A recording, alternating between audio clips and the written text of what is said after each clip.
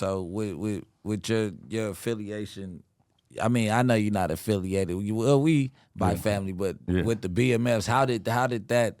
With you living the lifestyle with the fur coats and you know what I mean? It really, when you look back at it, as I wrote the book and as I like stepped back and look, I was like, damn, it really turns your brain out.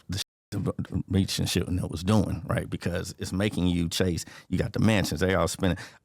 I'm not a throw money at the strip club type of person, but even just keeping up, you're trying to spend $3,000-$4,000 that you're not. He's throwing $30,000-$40,000 back then. You feel what I'm saying? Like it looked so unbelievable. It was so unbelievable. One night they came out here with Jeezy. This is in my book. They came out with Jeezy. We went to Barbie Coast. Out here in this era, this is not no strip club era. So he went to Barbie Coast. He got $4,000 at once. This is when Rocket first got his first deal. It was from Rocket BMF. Got signed this night on Playing We the Mob. He throws the ones. They don't even have $4,000 more ones for him to buy, for Jeezy to buy. He gets the 4,000 ones. They got to sweep up all the ones that he just threw, and he has to buy those back from the strippers to throw some more ones. Yeah. Like, it's just that bad. You feel what I'm saying? So, like, coming from Atlanta where they're throwing this shit like it's water. Who made the introduction? I didn't know if you were about to say something. Now, who was it that made the introduction for you to Big Meech and to the? Well, I already worked at the car wash. Fox Car Wash is where they started the movie Car Wash, and that's Big Wayne and them, right? So Big Wayne was the person who gave Meech the connect. So shout out Big Wayne too. You were Big working Wayne. at the car wash in Atlanta? No, this is as a kid. Oh, this is probably like 16, 17. So like this back when Meech had the ducktail. Yeah, when he was coming down here with the ducktail. I met Meech back then with the ducktail with my uncles. Well, my uncles in the streets from West Boulevard. You know what I'm saying? Right. So this back then. So when I come out there and Mark is already, at this time, he's already like a lieutenant. So Mark is Baby Blue, rest in peace, right? So this is my boy. So he's already a lieutenant from this. And I'm just seeing like, damn, he's like, yeah, Meech took me through college and he done went and graduated. And I'm like, damn, it's like a organized, he done went to college and changed his whole life and all this type of shit. And we're at 112 and he bring me on stage and shit with Fab and everybody. And we just chilling and everybody popping by. I'm like, this shit is like, it was like a, it was a whole nother game. And right. And then Twin, I'm from the east side. So I'm just seeing twins. Shout out Twin, both twins. You feel what I'm saying? So just to see them and now they're doing good and they got chains on and they're chilling, they're out living it up. It was like a different to see them in this light. Twin now the vice president of Motown Records. Yeah. You know what I'm saying? He went from the east side to, he always been on Coach K's side. He might even started. I seen Coach the other day. Coach K been around. See, Coach K started with Jeezy. Right. And then went to Gucci, right? That's crazy, though. Go ahead. Yeah. Okay. So you get tapped in with BMF. So what's that start to look like business wise? Because they already got their own thing. They already got their own thing going. I'm more like I want to let me have fun and chill. If I can make some money with y'all, cool. But my program that we already got is already working. Right. So we already got Atlanta going. You feel what I'm saying? He's there. Him and P, we got it cracking. We got it cracking. You feel what I'm saying? So it's like it's already going. So we really don't. It's easier for us to not even get involved and not even worry about getting involved and if it's going to be an indictment or whatever, and to have fun, because the fun that you're going to have and what I'm bringing to the table is that I already got my own cars, my own jewelry, my own shit. So it's like I don't need. So it's easier for them to call and say pull up. I'm not another person that's needing anything. You see what I'm saying? I just want to just party and just chill, really. You see what I'm saying? You just want to party and chill, but like, how does that make you part of the business? Like, how do you actually really start to, like, what do they want you to do, or how do you go into business with them?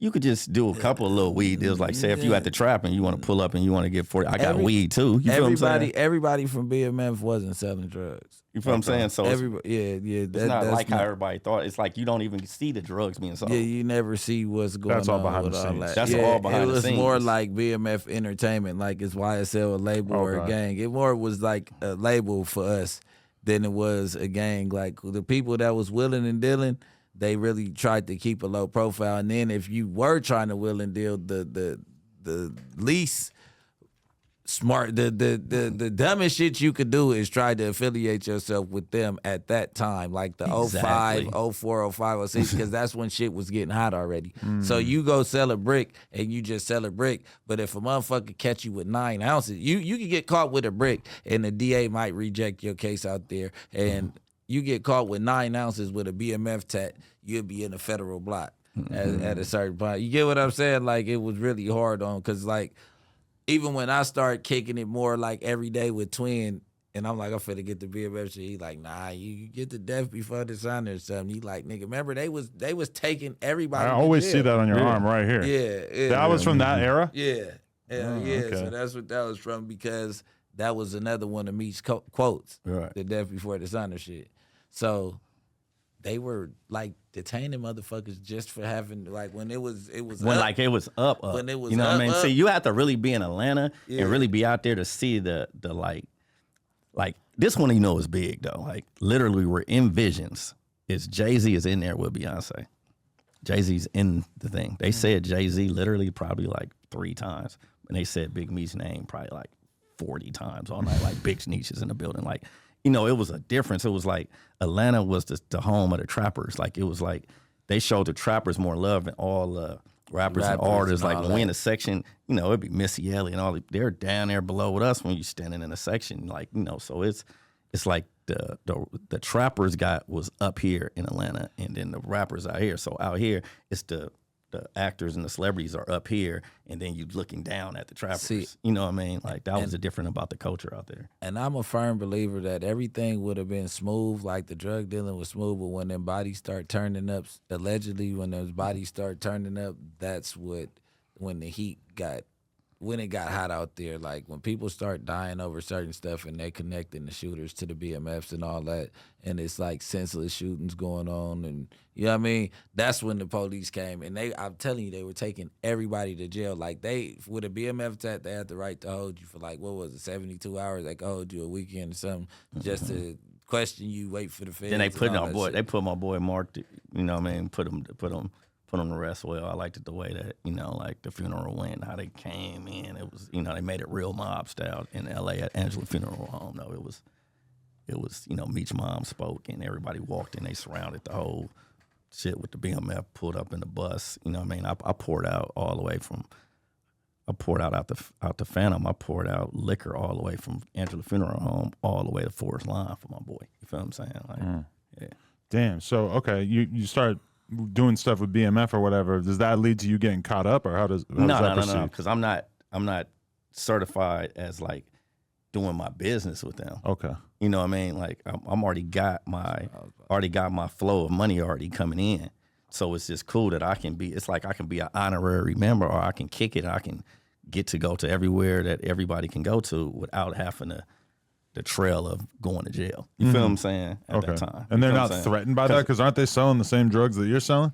They're selling weed. I mean, they're selling dope. Yeah, or but so whatever they it is weren't that they're doing weed selling. You business feel at what I'm all? saying? Nah, You the know. people that they wanted to keep around and not get in trouble, they like when I was around, they preferred you to do weed at that time because it was getting hot with the dope. You didn't. Everybody wasn't selling.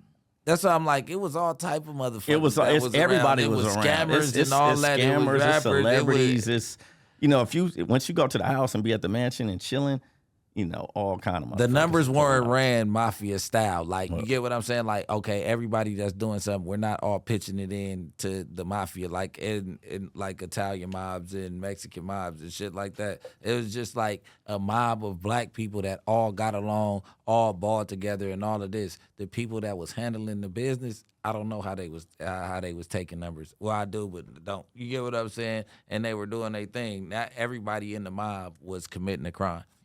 But going on, what led to you going to jail though? Like, what business did you associate yourself with that? Because this is to me, it's interesting how the fuck you even went to jail. It's really once you start with the weed, what happens is you start to get a trail. The hardest thing about the weed is the money. Right. Right. Getting the money back. Getting the money back. So my boy Ant get caught with the $200,000 at the airport, because if you try to bring it back at one time, then boom, It You gets see what to I'm be saying? too much to ship it. So then you got to have a driver to drive the money, and that's a whole pain in The the money is the biggest problem. Getting the weed there is is not the easiest part, but that's like the best part. Right. So now you got to shrink the money. So now you got to know the people at the bank, because when you're getting the money, it's all in fucking these 20s and these 10s. You feel what I'm saying? So now you got to shrink it. So now we're paying the people at the bank to shrink it. You're putting the money in the accounts. So that's leaving a trail, right? So you got to put, 9,000 in your checking, 9,000 in your savings, right? So you can get back 18. I can get 18 back in yours, and I can get 18 back in yours. So shout out Evelyn and Natalia. You feel what I'm saying? So my co-defendant is Evelyn LaChapelle and Natalia Wade, and I would get back $36,000. So I would launder $4 million with them. You feel what I'm saying? Of just getting that back every day, but they worked at the bank, so it was like it was kind of like a slap in the face to the bank, right? So you're getting the money back like that, but that causes the trail. So when the people that start telling and snitching, right? Because we've gotten away scot-free, it's over. We've already sold all the weed. We got all the money back. Now you don't want to do your time because you just got caught, right? So the person doesn't want to do his time. He gets caught. I go out my way because I don't know that you're telling, because I'm just a real nigga. So I'm not really, I'm letting bygones be bygones. And I come back and say, you know what? Let me just go write you, send you some money on your books. But I just gave you my address by doing that. And meanwhile, he gave that to the feds and built the case. Next thing you know, the feds is at my door. You see what I'm saying? So it's like, you could try to be a friend, you could try to be a real nigga. It's like that shit can cost you in the end, so it could cost you the game. Wait, so the feds got your address because you wrote him and he decided to put the blame. Okay, so is that all that you want to talk about from your cases, or we could talk? No, my case is like open. Yeah, that's what I was saying. All right, saying? So how did they even pin you to what state was this out of? It started being out of North Carolina. So we branched off to North Carolina. So they added the Atlanta on there with Big C, but they didn't they didn't have no information, because I'm the only one that can give you information from Atlanta. That's why he's still free today.